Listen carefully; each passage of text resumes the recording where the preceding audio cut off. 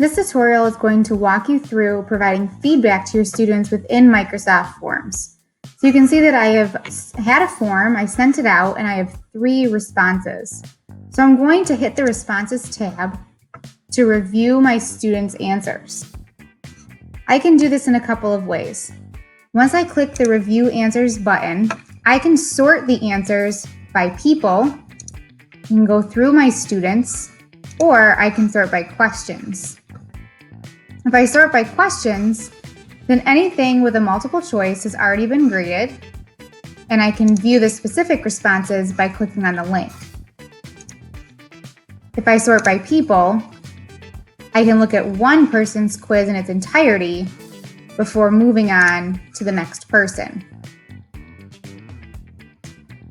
I'm going to sort by question.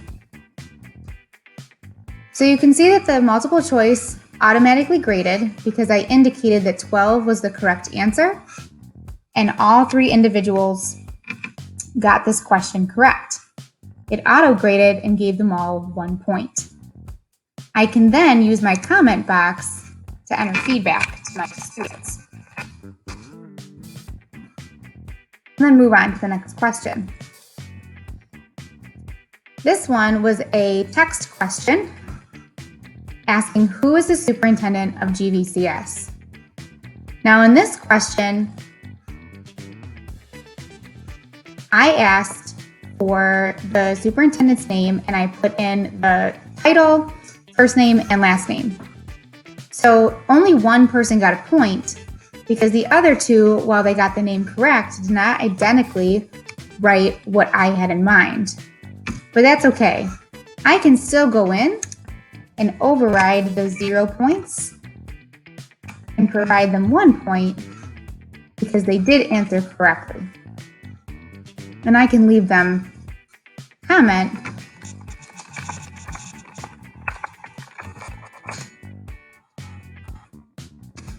letting them know that I override the points system and that they are getting credit for that response. My last question was a multiple choice question, but it was not a math question. So they were asking for my cat's name. So 2 individuals got it correct. 1 person did not. It auto-graded because I indicated which question was correct. And this person will still get 0 points because they did not get it. But I can still give them some feedback. When I'm done, I go to the top and I hit the back button. And I want my students to be able to see their score and to see the feedback that I've written to them.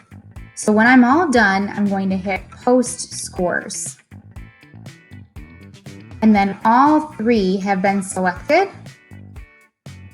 I've posted these scores already. If you've never posted the scores, there will be check marks. You simply click the check marks and hit Post Scores so that the students can see it. So you can decide who you're ready to share with and who you are not ready to share with. So if there's a student who has not taken your quiz yet, so you don't want to send the quiz back to them yet, you simply do not check their name. Now, for students to be able to see it, they can either go back and click the original link that you shared for them to take the quiz, or you can reshare the link by going to Share and Copy, and then paste it wherever your students are finding it, whether it's through email, whether it's through a learning platform like Microsoft Teams or Google Classroom, whatever the case might be, you can post that link there, they can click it, and when they open it, they don't take the quiz now, they simply review their work.